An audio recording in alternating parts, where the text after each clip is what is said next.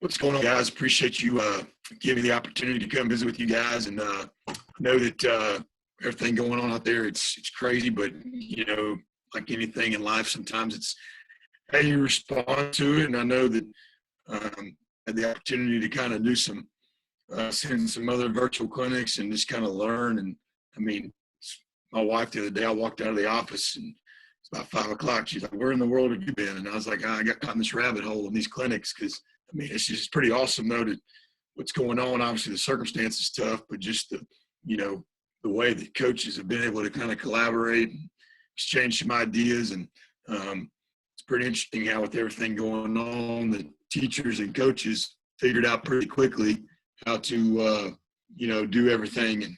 And so I'm excited. Hopefully today what you can get out of this is how I kind of go about putting the plan together and then kind of organizing the staff. It's kind of built off of the college model. So if, a lot of you guys, man, obviously teach class in the mornings. So, don't pay much attention to the time part as the structure of it with staff responsibilities and all that. Then I'll kind of take you how I build the plan week to week. But so if you got questions anytime, man, ask them. Again, there's a million ways to do it. It's just the way the guys that I've been around that have done it and myself has done it. So, like I said, excited to share some of that with you. For me, it's pretty simple. Just a little bit of my background. Been around some really good coaches that have obviously had a tremendous amount of success with being around Herb Hand at Tulsa, Chad Morris, obviously Coach Sweeney there at Clemson, and then being around we're at Western with Brad Glenn, who's at Georgia State now. And everywhere we've been, I've been around some really good football coaches and guys that have each done it a different way, but have been successful in their own right. So I'm hoping that I show you this as part of my background, just to, kind of be able to see where I've been and who I've been around. So if you've heard me speak at Glacier before or anything, then you're going to probably have heard this before, but we've been around some really good offenses and really good players too, coaches. So, for me as a coach, real quick, just before I kind of tie into it, it's about we're all teachers, leaders, and role models. The goal for me is to coach that 30-year-old and serve their heart, not their talent.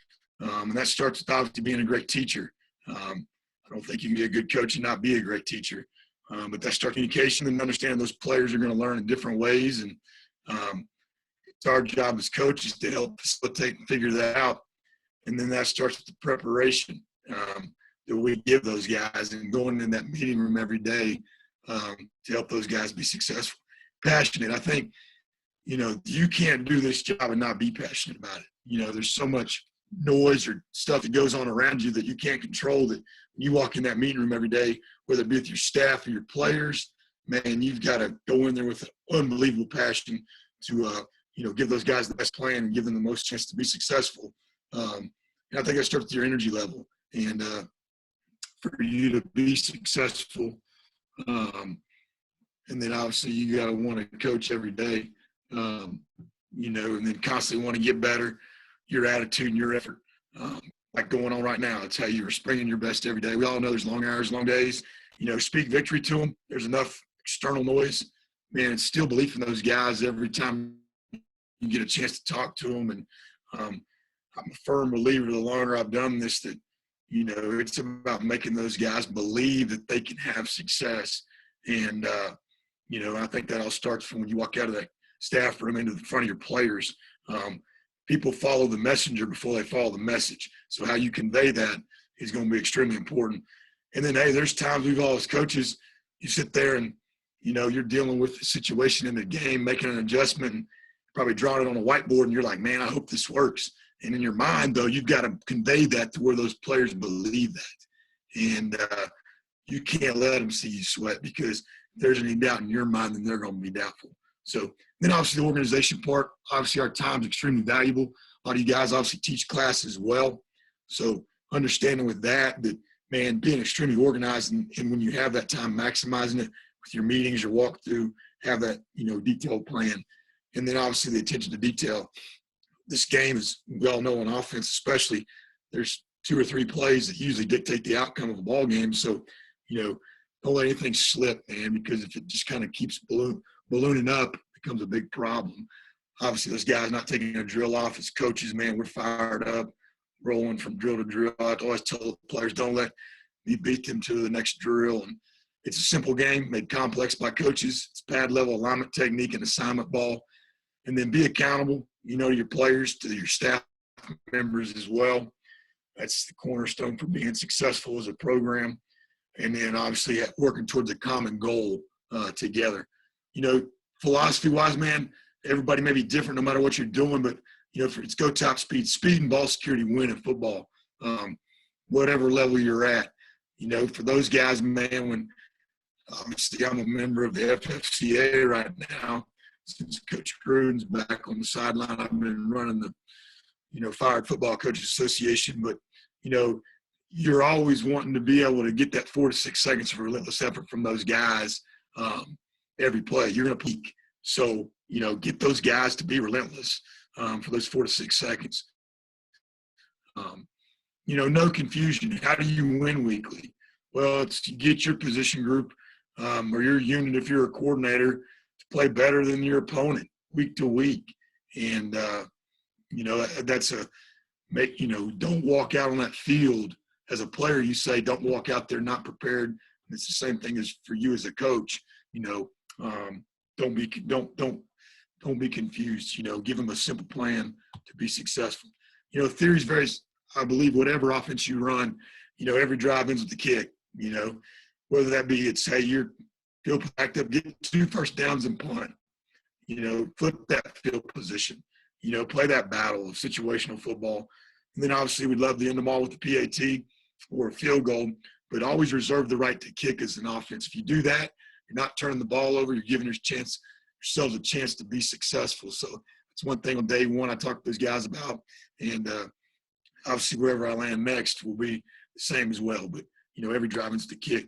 Again, these weekly responsibilities that I'm going to get into, there's a schedule outlined like as a college model. I know a lot of guys are high school coaches, don't pay as much attention to the, the other part. It's more of how you would kind of divvy up day to day with your staff in this. So, for example, we, coming in on Sunday afternoon could be a Saturday for you guys at the high school level. But for me, the way I want to do it is, being a short practice, usually on that Sunday or Monday, reviewing your previous week's game, trying to I wasn't always a big watch it together unless there was just a lot of issues from the previous game. Make a cut up, address some issues that you feel like maybe you're going to be something that needs to be addressed to the staff. If not, kind of go through the grades. And, then for me, it was, hey, let's watch the first half of our next opponent of the last 2 to 3 games as a staff and really try to get to figure out, how that defensive coordinator kind of goes about, calling that game. Because and really, as I watched those first, 2 to 3 games, I let that thing kind of go in real time. I don't do a lot of stopping and rewinding. I want to know how that defensive coordinator is going to play after a big play, field position. Is he going to be a pressure guy? Is he going to play coverage when you cross the 50? And you get in those different field zones, how is this guy going to react, and what's his MO as a play caller on defense?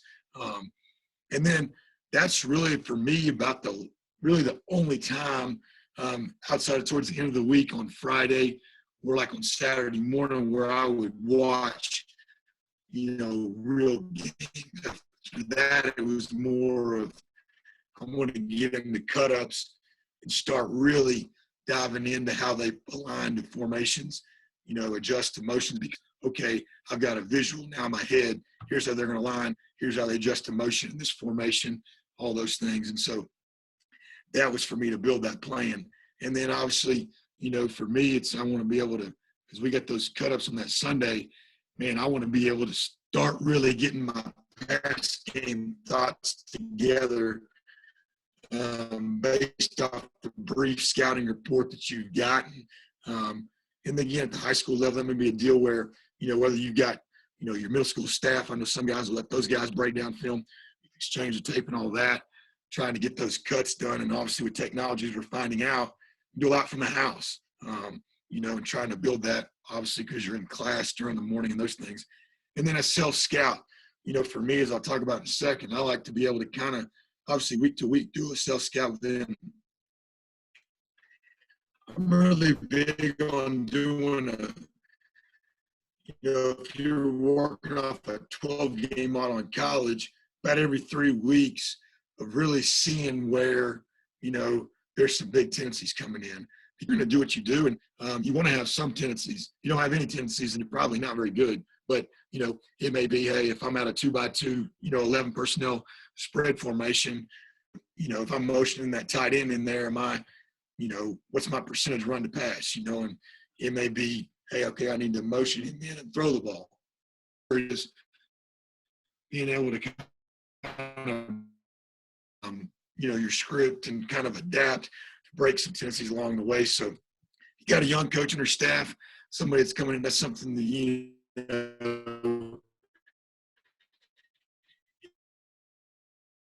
those guys grow. Then obviously on the Monday, being able to come in there and then as you break into your groups and got some 3rd and 1 to 2, 4th and 1 to 2, and then obviously your quarterback receivers coach, working that first, second down game plan, motion adjustments, your shots. Quarterback and the line coach, doing the going in, that 10 to 5, that goal line 4 to 1. You're tight in you kind of see the formations there, tight end attached formations.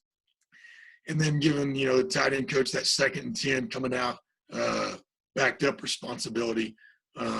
Because now, those guys are going to be able to kind of see how things are going. And plus, too, if you're sitting there watching film together, you're watching practice, like, hey, how are they going to, be playing this? And if you want to be successful, and try to stay out of those times.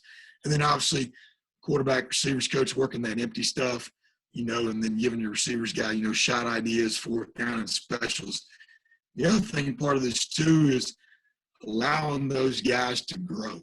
I think too, as a coordinator, if you've got guys on have some ownership, if you feel comfortable with it, and start letting those guys, do some work. Because I know as a coach, if you feel like that guy's going to listen to you, you're probably going to be more in tune to do a really good job versus, if kind of do something and you put it over there and 3 weeks later coach still hadn't done much with it, or you're like, is this guy really listening to me? Well, human nature is going to set in and be like, man, this guy's not going to listen to me anyway.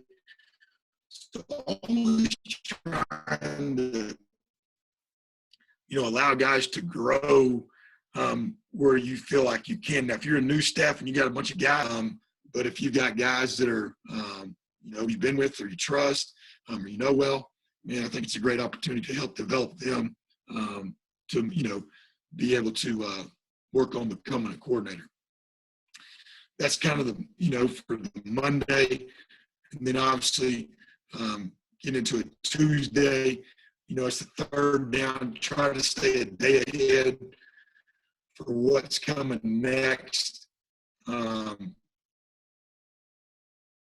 And be able to try to help those guys, as you come in as a staff and maybe get to watch a little bit.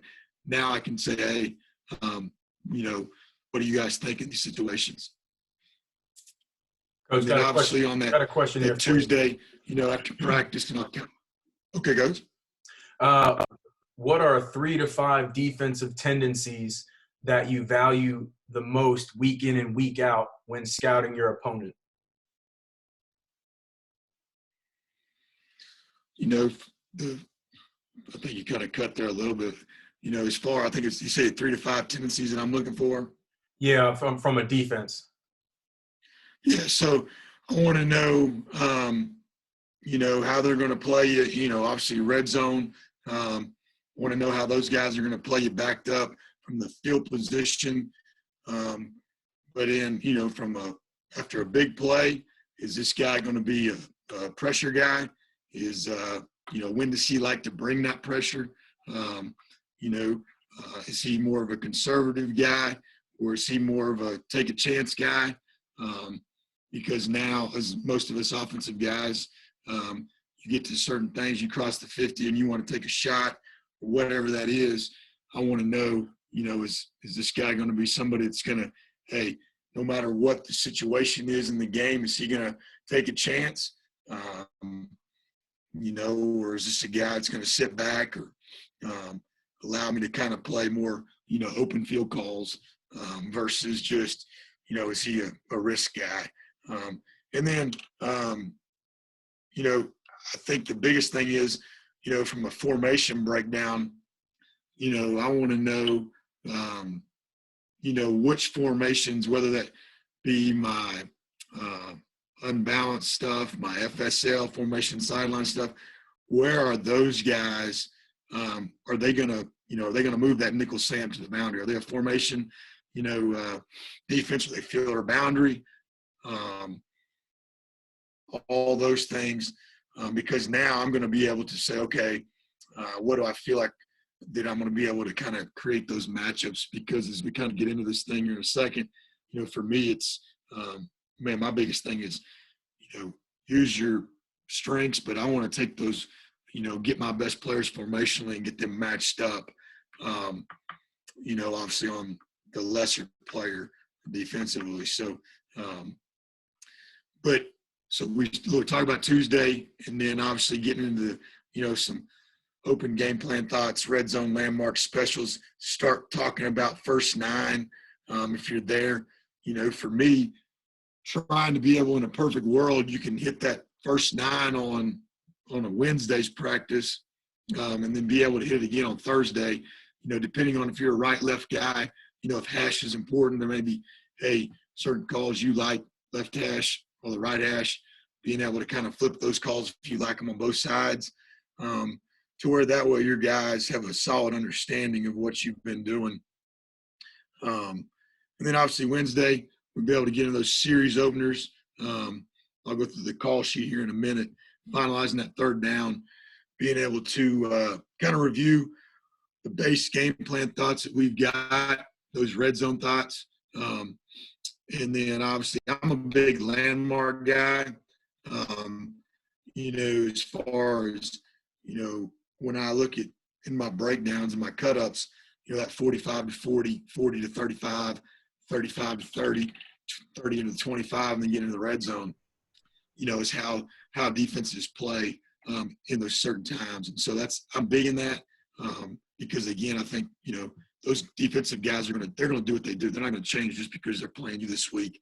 And then obviously finishing that third down call sheet. Like to have those third downs done by Wednesday. Really for me, Wednesday night, it's kind of when it's like, hey, everything's kind of set in stone. The only thing we're doing now is we're moving. It's not add stuff after that because, it's about reps and it's about guys being confident and, talking to that quarterback, hey, how confident are you in this? And then it may be a play that I think is the best call in the world, but if that quarterback's not confident in it, then I wouldn't run it because it doesn't matter what I like. It's what he's going to feel confident to execute on Saturday or Friday night. So really trying to have the first nine you feel good about, and then having those third downs, knocked out. Wednesday for me would be a late night.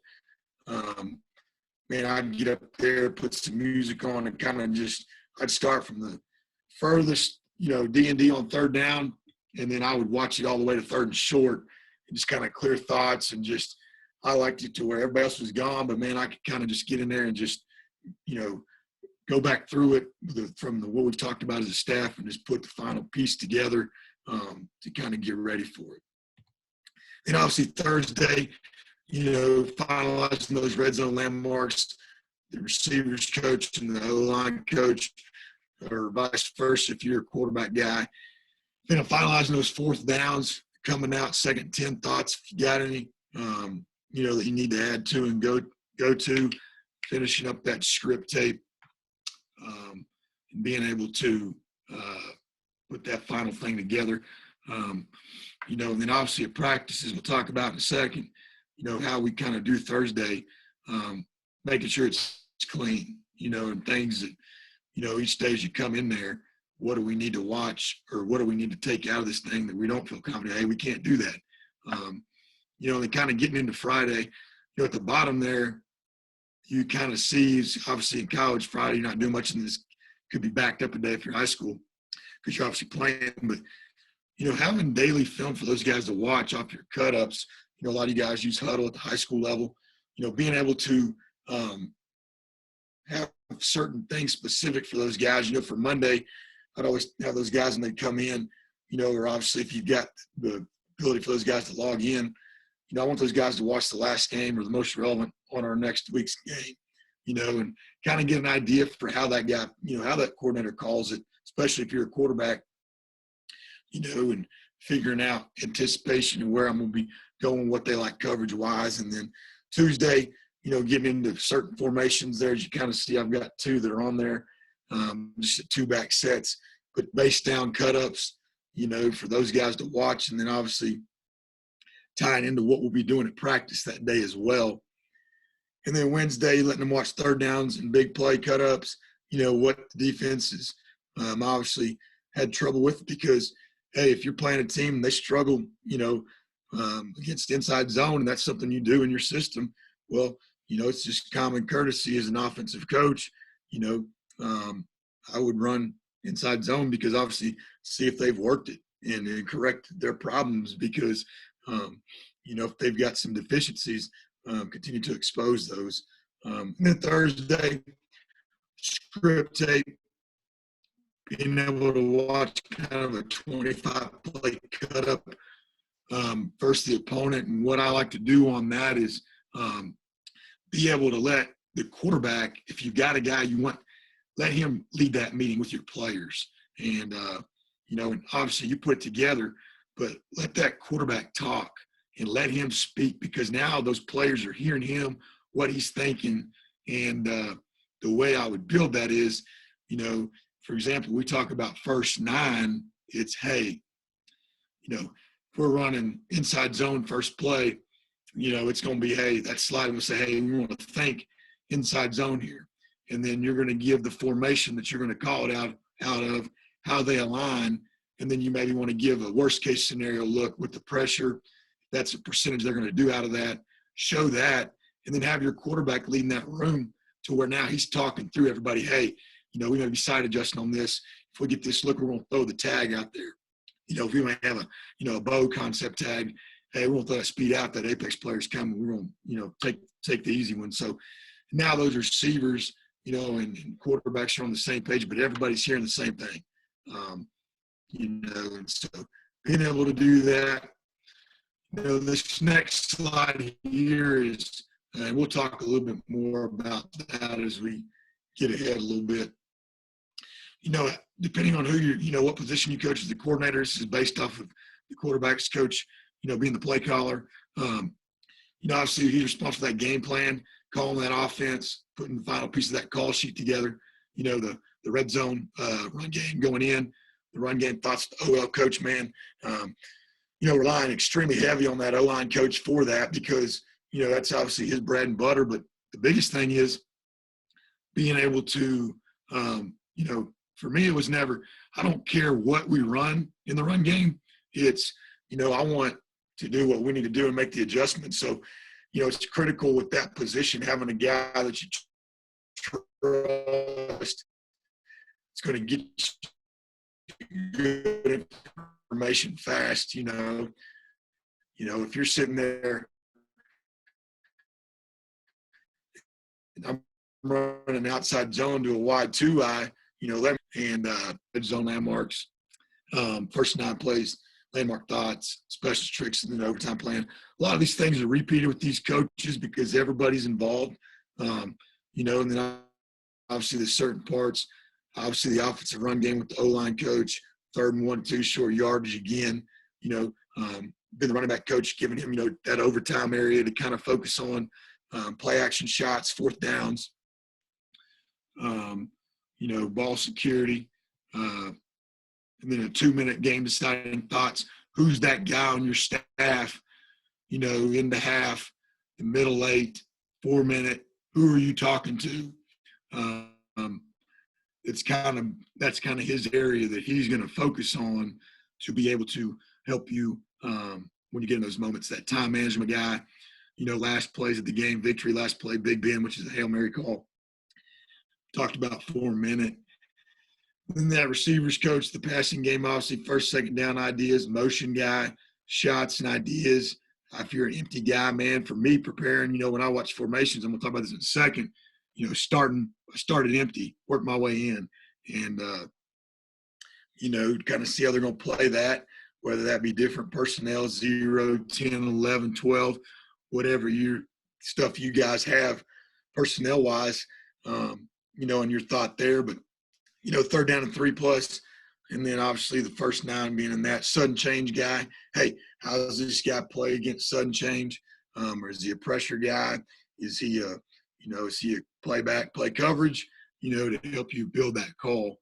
And then tight end coach, being in the base run, 3rd and 1 to 2, 4th and 1 to 2, 2nd 10 coming out, all those things. So, just kind of another way to, again, those guys on the field part, and the communication part, because you can get a lot of unnecessary chatter going on if you're not careful, between and making sure that everybody knows, hey, let's get the adjustment. What are they doing?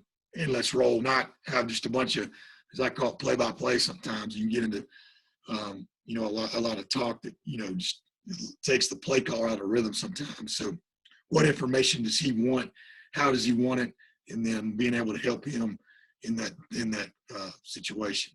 So having that O-line guy, man, he's your defensive front recognition guy, protection thoughts, D&D, short yards run game thoughts, and constant communication, with the play caller between the series. First thing doing, as a staff, hey, what are they doing? Looking at the call sheet back from the play chart. Hey, what they do? How they align? Hey, we've got them here. We feel like this is going to help us. Hey, they're playing this different than we saw on tape. Have they done anything different? We'll kind of get into a second how I get as far as building that first 9, what I try to put in there and see, and the same thing with the receivers coach, that coverage rec, being able to say, hey, they're, motion, they're rocking safeties. A lot of it, by film study, but are they doing anything different than what maybe you anticipated? How do we adjust personnel-wise, with the secondary, 3rd and long reminders, and then landmark reminders, again, being a landmark guy.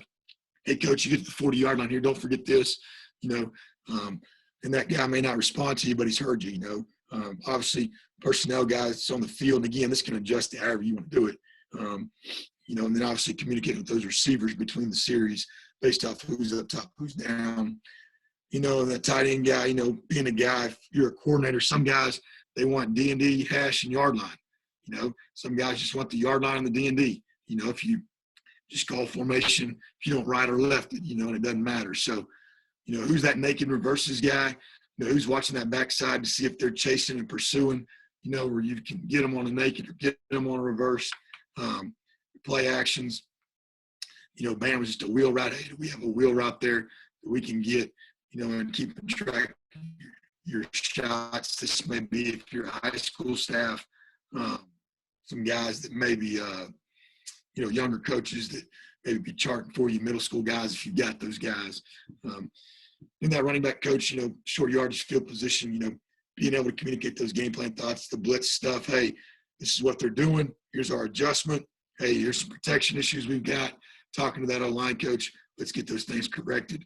But having a good plan for guys and knowing, okay, this is my specific part of the game plan that I'm watching, and I know what's going on. So I think when you're sitting there as a coordinator and you say, okay, hey, what happened there? And then it's crickets. It's kind of like on first down, everybody's got thoughts and ideas for what they want you to call. 3rd down, you're like, hey, what do you guys think? And everybody's ran to Wendy's, and, you're like, hey, ain't nobody here. So Same thing there. The worst thing you can do is when you're trying to get information, let's get it. Start with the players. Hey, what happened? Don't tell us something bad or something that's not right. Or excuse me, tell us something bad, but don't tell us something that's wrong. Tell us, hey, so we can get it corrected. But let's do that real quick. It's kind of the same. So Sunday, for me, it's I want to see it, get those initial game plan thoughts. And for, again, talking about watching 2 to 3 games, and then having a solid idea of those formation thoughts, coverage blitz, and being able to, kind of have favorite calls, favorite run pass, personnel matchups that we feel like we can do. And then again, talking about that self-scout. And then a Monday, obviously, being able to do, formation cut-ups are done, base runs by formation, short yards again. We've kind of talked about this a little bit, so we'll bust through this and kind of get to some game stuff. For us, kind of how you go through your meeting and how you install. That Monday was an overview of the opponent, start out as an offensive team, presenting personnel, presenting fronts, coverage, blitz, all those things that are going to help you, get ready for the week. And then getting into Tuesday, as you meet as an offensive team, hey, what's the base run game install, base pass game, shifts, motion, Rosie's, the freeze game thoughts for us, stuff you feel like you can get them on. Wednesday being a short yardage goal line install for the stuff coming that day, third down and short install, and then obviously specials for you may have that week. Thursday, again, the first 9, third down full review, and then red zone install. Obviously do a red zone 2 on Wednesday, 2-minute. And then again, Friday, you're meeting together. Biggest thing is, man, changing those meetings up at times with guys because sometimes, they get bored. It's easy. Never may help those guys do a better job. The on the field obviously kind of ties into with the meeting there, for what we're trying to do on the field during practice. For Monday, it's correct mistakes, introduce our new opponent, introduce those new plays, fronts, coverage, blitz. Tuesday, we want to do new plays, base run, pass, base down. Again, making sure your information from the meeting room is the same as what you're talking about in the meeting, giving them a solid plan of organization to where when they walk out there, they have an idea of what's going through. Not to say just coach off the script, but hey, here's our film study, here's what we're doing, here's where we go. So, and then looking at this, this is something that each week that I do is, as far as each day, I want to make sure just kind of a checklist for me of what I'm getting done each day, is before these answers or these questions answered, to be able to tie in to give us the best chance. And so just kind of a checklist. Again, it's just something that I follow. It helps me. I'm a guy that, I got to control my thoughts a little bit. So, and then through the week, hey, what am I getting to? And then being able to check that box and talk through all of those things. But you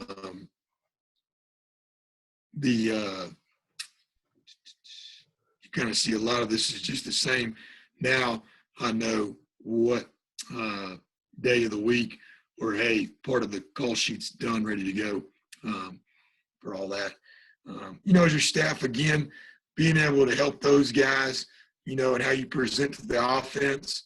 For me, it's, whether you're Sunday or Monday at the college level on your day off at high school, when you bring those guys back. But, again, allowing those guys on your staff to get a chance to talk in front of the group, when you present those guys on your staff when they become a coordinator or head coach, but, kind of gives them that responsibility within the scouting report now that they have that ownership And then they're able to talk to the entire unit because now the unit's hearing those guys. And that stuff's important. Um, and then obviously doing a good job of quarterbacks and receivers, can scale and pass game together. That way, too, you're able to kind of be able to say, hey, the information's communicated the way you feel it needs to be done. A lot of time with the receivers, but everybody's on the same page, and you kind of talk through as you see stuff, whereas the quarterback sees things. Now he's able to hear that information. What that receiver see? Why do you run that route like that? I just think it helps with the communication.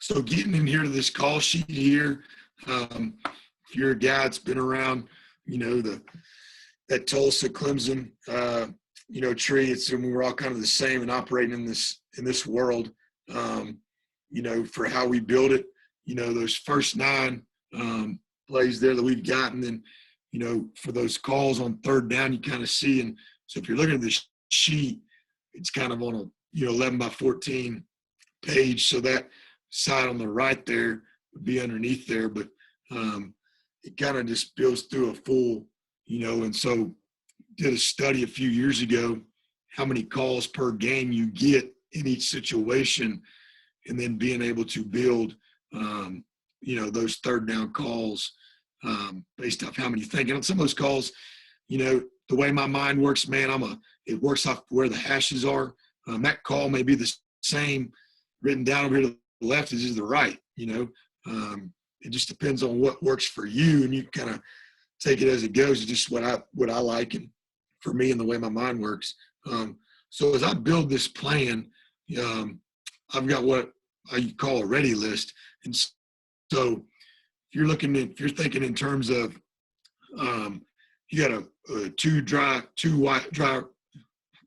erase boards, excuse me. If you have 2 dry erase boards on each side of a room, one side of the room, I'm going to have the ready list, formation boxes.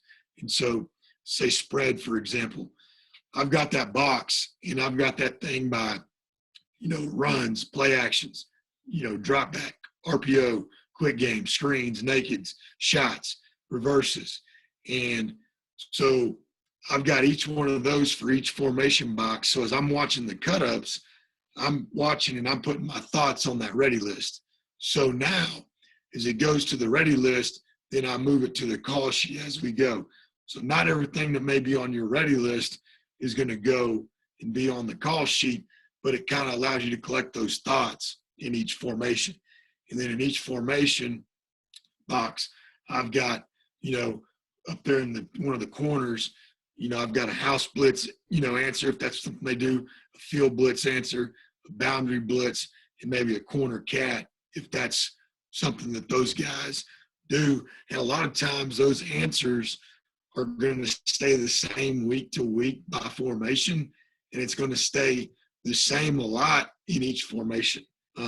So as you're going through your practice script and you're, say you're a team that side adjusts and you're working blitz answers. Well, okay, I know, hey, we get this week, if we got this called and they're showing this, hey, here's our answer. Here's our check. Now, you may have a call on you like, if you're a team that does a lot of tags, you may have those things built into where, hey, we may get this look. If we do, hey, there's our answer. It's built in the play right there, get the ball up and out.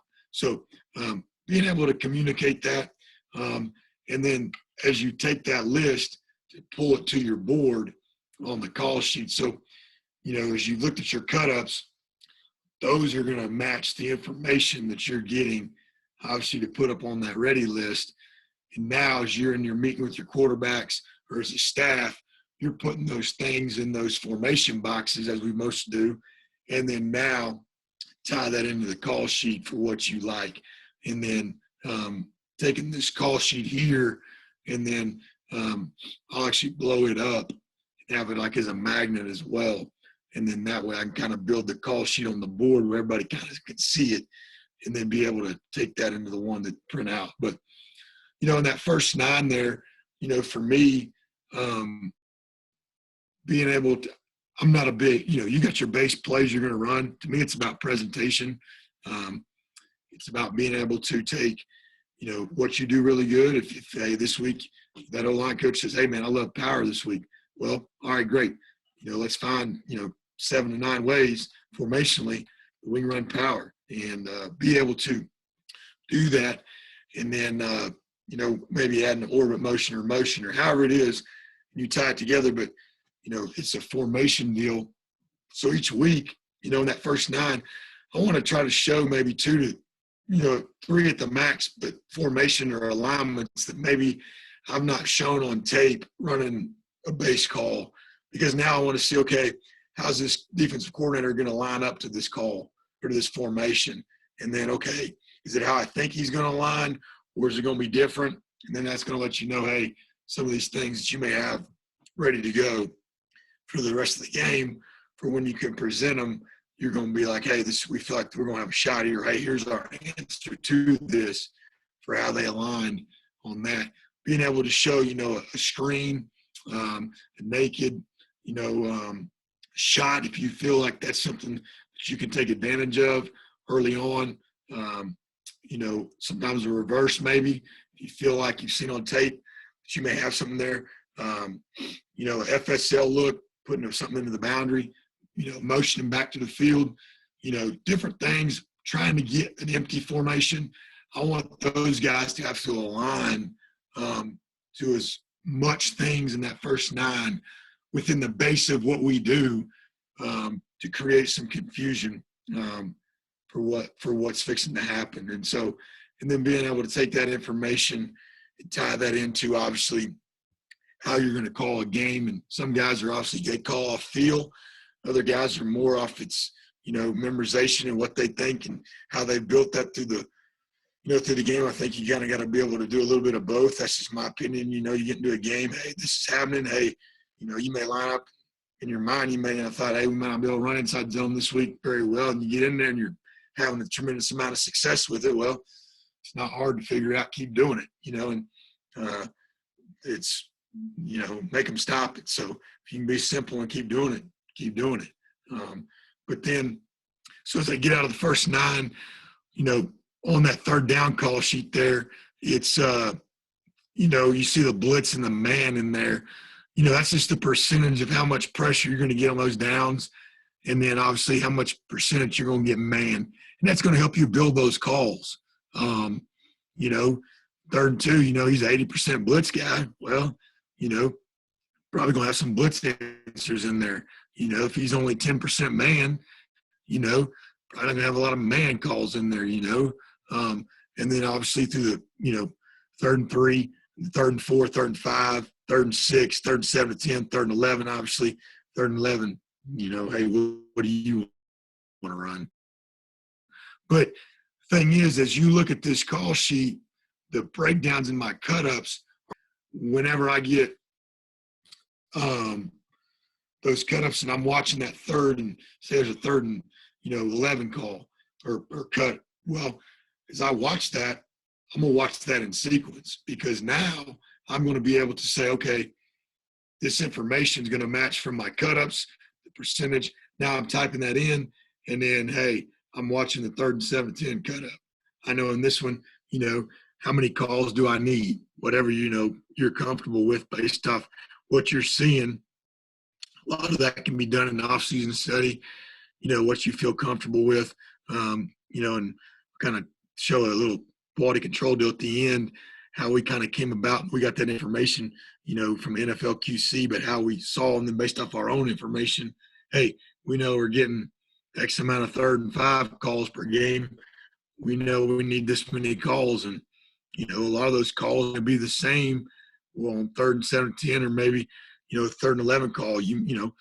Doesn't mean you have to call it then. It's just, hey, what are we building?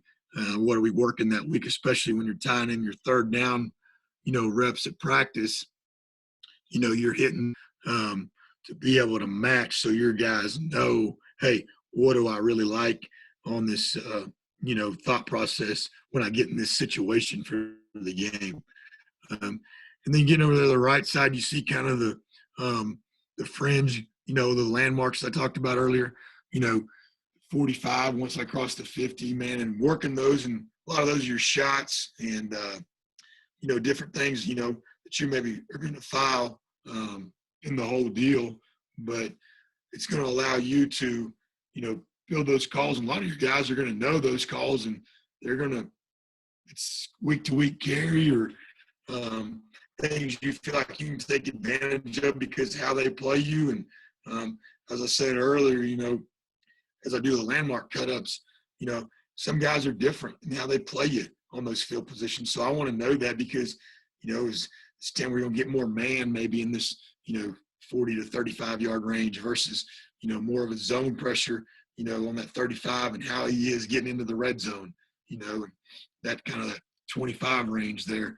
But having those calls built in, and then, a lot of times, like I said, your guys are going to know what you're fixing to call because you've repped it during the week. Hey, we go to that Thursday practice, we go through there, those guys know, hey, we get to the 35-yard line, left hash, we're firing this.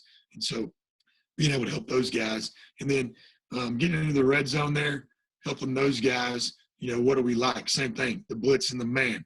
So as I'm building those calls, hey, what's he like to do as a defensive play caller in that situation? So, if anybody wants, obviously, a copy of this sheet or whatnot, just, I get my emails at the end. Be glad to share with you. It's not anything that I've designed myself. It's just stuff I've gotten over the years and so the format of it. So then obviously down to the goal line pass, 2-point plays, as you carry those. And I'm a guy that, a lot of those calls maybe from the third down to the, if you like it in the red zone 2 or on this backside, for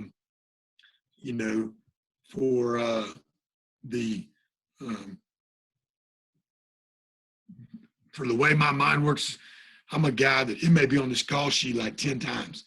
It's just, if I got to find it, I've got this sheet memorized in my head, being it's the same call sheet I've been around for, since 2007. So it's like, I know exactly where to go. If we all kind of see ghosts sometimes, you're like just in that lull. But you kind of see first down runs, kind of organize it how you want, and be able to say, okay, hey, if I organize this by my zones, by my gap scheme stuff, by all this, but be able to say, hey, how do I put that together? Is it left hash, right hash, or is it more of I could put just my calls in there? However your mind works, and be able to tell you, hey, this is kind of what I want. And then first down pass, being able to say, I would kind of organize this through like, the top part I'd put on my screen calls, then I'd put quick game or, RPO, and then I'd put, if I had any dropbacks, shots, put some nakeds down there that I may like on these D&D situations, be able to kind of tie those in there to where I kind of know where to get them. And again, it may be a lot of the same, whether you're a right, left guy and you want to just see it in your mind how you on that hash. I know everybody's different. We're all creatures of habit and what we like. Same thing on second down there. Being able to hit that second medium run, second medium pass, second long run, second long pass. And then over there on the right side there, you kind of see, your specials, the series openers, and then what's their percentage of pressure on series openers. What's this guy do on P and 10 calls? I think that's one thing on a breakdown. A lot of times guys don't, put enough attention to is that P and 10, and how they, get that information because, I think that's a pivotal down to get that drive started, as we all know. And then your first down calls, same thing, what's his percentage pressure on first down, second medium, second long, and then have your runs and your passes. And just, again, you can organize it however. I mean, it's just a lot of those calls, maybe in those boxes, maybe some stuff that's coming off your main menu, as an offense that you may not specifically maybe be carrying or a big part of your plan that week, but you can put it in that box to where if you need to get to it, it's there. Some guys, man, hey, those guys that got it all in their mind and they all remember, hey, that's awesome. That ain't how I roll, so I can't, I just don't operate like that. I wish I did. I just don't. But same thing on that I got all my shots, maybe the ones you're carrying, so maybe you just got your base ones that you always carry week to week. Hey, I need to get to that right now. I know it's on this sheet right here. I can go get to it right now. And being able to kind of, find your backed up plan. Obviously that plan's probably going to stay the same week to week. Probably not going to touch that a lot unless they're just doing something different down there. Same thing in your 4-minute plan, as you see there. It's your heavy formations, being able to run.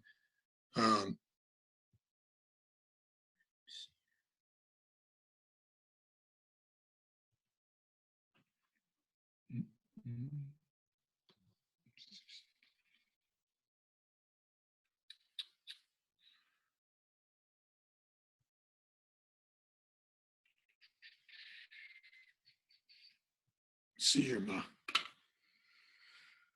computer here froze up on me. There we go.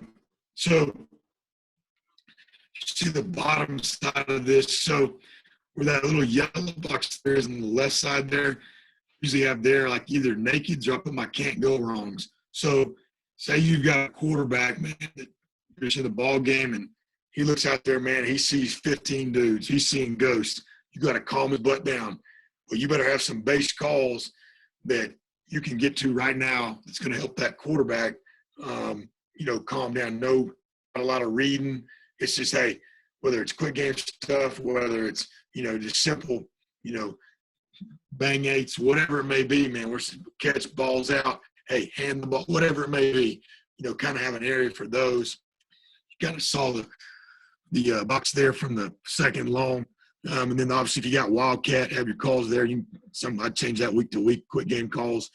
If you're obviously a lot of us do a lot of RPOs. So, if you do have some base quick, that's something you do, put them there. Obviously there over the right side, the fourth down calls, organizing those fourth downs. And again, those calls may not change a lot week to week. You're doing a lot of just, hey, here's where I'm putting them at. I know I got to get to them right now. Let's go. There may be a call that you've liked because you're having success, you feel like running. That's great.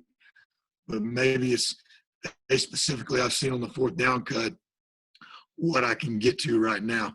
2-point chart, again, that's going to probably stay the same most of the time. 2-minute, again, same thing, just where it's at, formationally, what you like, and then being able to get to those calls. Over there below on that left side where it says last chance, kind of the left side, just your end of the game calls, as you get to field positions. Some guys have a call, whether it be last play in the world, Sports Center, what field position you like that at. And then, as you get closer down there, what's your call, or when that game's aligned, everybody knows it, your guys know it, and you feel confident, you got to go execute it. But having an area for those, and then your overtime thoughts, your run, your pass, naked, special, whatever it may be, that situation calls. It's like, hey, you stop them, you get a turnover and it's, hey, coach, you want to walk it off right here? We got a call, we're going to go, FSL unbalanced, motion to it, run a wheel route, and, strike up the band and, or however you want to do. But having those calls right there that, and obviously through the course of the game, you're going to have a good idea because what's worked maybe or your red zone calls, but just having some certain things that maybe you carry, week to week that you feel is going to give you, you've been holding something maybe for a situation like that. The bottom part there, those are where I put all, those coverage beaters. So some of your base stuff, well, again, maybe you prepared all week for a team that's predominantly been, middle field closed and you get in the ball game and, you're getting a lot more, two-eye stuff. And, if your stuff's, not going to allow you to read out of that stuff, well, hey, here's my base stuff now. They're doing something we have not seen coverage-wise, and I can get some stuff right now that's base. It's our day one stuff, day 1 through 3 install in fall camp. We all know it. It's from our menu to build. Now I can go in there right there, get to it. Or, hey, maybe they're showing you 2-man, and they've never shown that. They've just made that adjustment, for this week. Now you got some calls you can get to right now that you can talk to on the side with your coaches and your players and adjust to between series. and you've kind of got you a little bit of, some information there, right there at your, disposal. So just stuff to kind of help you. Again, I know call sheets for everybody. It's kind of like a lifeline because we've all got our own niche that we like, but hopefully there's something here that you can kind of see that you can take, maybe add to, or whatnot. Again, I'm just that guy that, man, being around guys I've came up under, man, I'd rather go into that ball game and, have stuff ready versus the opposite way. So it's just how I roll. And a lot of those things, again, they're going to be carried over week to week on your call. So it's going to be simple based stuff in your call. Looking at, some of this QC stuff is how we built those calls, for success of us in being an offense. It was a tempo offense, how many carries. We got this back when I was at Clemson, and it came from a guy that was with the Vikings. It was a QC, but it's pretty interesting in how we, as we built our, what we call our WIT chart there, what it takes each week, we felt like would give us an opportunity as an offense if we met these things for our percentage and chance of winning went up.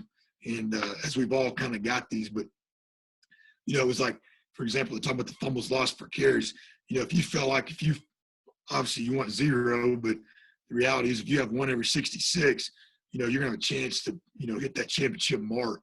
And then obviously same thing with interceptions, and explosive plays, runs 12 plus, past 16 plus, that's the one thing I found in doing this, and there's guys that have done this a lot longer than me, but, explosive plays, your turnover margin, and then obviously on the defense side, the missed tackles. But those are the 3 things, man. You're like an 80% chance of winning if you win those opportunities. So, just emphasizing those guys and kind of giving them a measurable goal of, first down efficiency. Some guys are like, man, on first down, what do I want to be? Well, let's try to get that +4 on a first down, 50% of the time going to give us a chance to, be successful. That run to pass ratio deal there, I don't as much worry about that as I do is, for balance. To me, it's more about, your personnel and your playmakers. One thing going back to that call sheet that I've kind of added, I've kind of put a box on there now where if I've got a guy that, is your dude, a box for him of, okay, that's my receiver, man, and I know we need a game plan for him. Hey, 5 to 10 touches. Well, that's his call, so we know, hey, because it's about the right dudes touching the ball. It ain't about, guys that look like me and run like me. I want guys that, my 5-year-old can catch a hitch. I want the guy that, hey, if this dude be able to build that, and put that together. But you kind of see all those third down efficiency, what we kind of saw for us to be effective week to week to give us a chance to win. And as you can tell on third down, you don't have to be earth-shattering. I mean, shoot, the best teams in the country every year third down are, in the mid 40%. I mean, that's just the reality of it. But, making sure that, and it helps you on those first down calls, second down calls, put yourself in position. And obviously red zone efficiency, it's kind of the way the game's changed now. But, man, you see teams that it's if I become a head coach, I'm going to tell my defensive coordinator, hey, red zone defense, man, and turnover margin. I'm not going to give up 600 yards a game. Obviously, we all got pride, don't want to do that. But, if they don't score points and they turn the ball over, then you're going to have success. So, that's the biggest thing, for me. And then obviously scoring touchdowns in the red zone is huge too. So, but, again, that's some of the base stuff. Again, I want to be able to hopefully give a chance for some guys to ask questions, all this stuff. But, there's my contact stuff, my cell, my email, Twitter. If you guys got information you want any of this stuff, man, I'll be glad to share it to you. Like I said, I've stole it all from somebody else along the way and found what works. But, if you guys hopefully I was able to help you. Apologize if there was a little bit of a lag in the internet, still up here in the mountains. So sometimes that internet's not as fast as I like, but hope you guys are safe, healthy, and all those things. But like I said, if you got any question you want to talk ball for this time, man, I'm an open book. Like I said, I'm still in transition, so hey, love to chop it up. But anybody that has any questions, Justin, man, I'd love to answer them. So. Yes, sir. We got a couple here. Okay. One, you mentioned you watched the film without stopping. As an OC, do you ever watch your opponent's whole game, so ODK, on your own to see how the defense plays off their offense/special teams, or do you only watch the defensive cut up?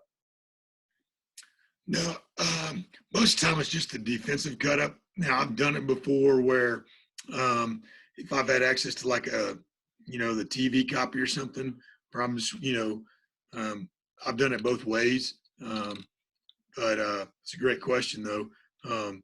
Usually I just watch most of the defensive side for what I'm fixing to see. Because when we're going into a game, I probably can't tell you what the other team's offense is fixing to do. So. Another one here, Coach. I'm a first-year coordinator and have never built a call sheet. The previous head coach was the OC I worked for and always did it himself. Do you use Excel to make your call sheet? Yes. It was a program I actually used it whenever Coach Malzahn, Coach Morris, they all used this one when I was with those guys, and so just kind of tweaked it to fit my own. But yeah, it's an Excel document that's pretty simple. There was a program originally, but like I said, if anybody wants it, or I'll be glad to shoot it to them. So. And I hope I'm saying his last name right, but Coach Dannenauer said you're a stud. Coach Dan and I played together at Tulsa. He's a good dude, man. He does a great job up there in Arkansas. So. That's awesome. Does anybody else have any questions for Coach? Obviously, you have his contact information there if y'all, come up with anything afterwards and reach out and talk some ball. But definitely appreciate you jumping on with us, Coach. And I told you we power through it. We power through it. Yeah, hopefully it. I know I've got a country draw, but I hope it wasn't that bad with all that lagging. You'll be able to listen to it back. No, it was good. We powered through it for sure, and tons of great information for sure. Coach Katz said he wants to advise. Well, I appreciate you guys having me. Hey, you got to join the club now. I ain't advising it. I'm just saying that sometimes part of it. All right, Coach. Thanks so much, man.